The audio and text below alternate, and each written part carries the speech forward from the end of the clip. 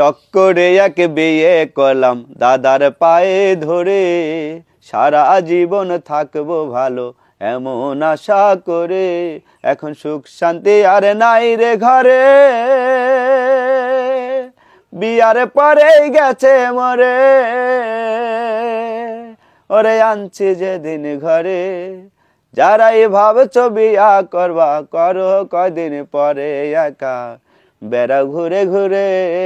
যারাই ভাবছো বিয়া করবা করো কয়দিন পরে, শখ করে একে বিয়ে করলাম দাদার পায়ে ধরে, সারা জীবন থাকবো ভালো এমন আশা করে। ময়না বাবু, কি হয়েছে বলো? ময়নার মামা আসতেছে, একটু তুমি হাটে যাও, গরু মাংস নিয়ে আসো। কইলে আমার গরুর মাংস নিয়ে আসো। গরুর মাংসের দাম কত তুমি জানো? জানি তো, তাও আনতে গেছিলাম। যদি না পারো তাইলে একটা মুরগি নিয়ে আসো। মুরগি? হ্যাঁ। হ্যাঁ মুরগি একটা আনা যাবো, কারণ 100 কয় টাকা কেজি করে জানি? 60 টাকা। 160 টাকা কেজি। হ্যাঁ। মুরগি নিয়ে আসবো। কোন সময় আইবো কইছে? দুপুরের পরে আইব। দুপুরের পর আইবো? হ্যাঁ। আচ্ছা তুমি আইনা দেবো মুরগি। চলে যাইবো না থাক? না দিও।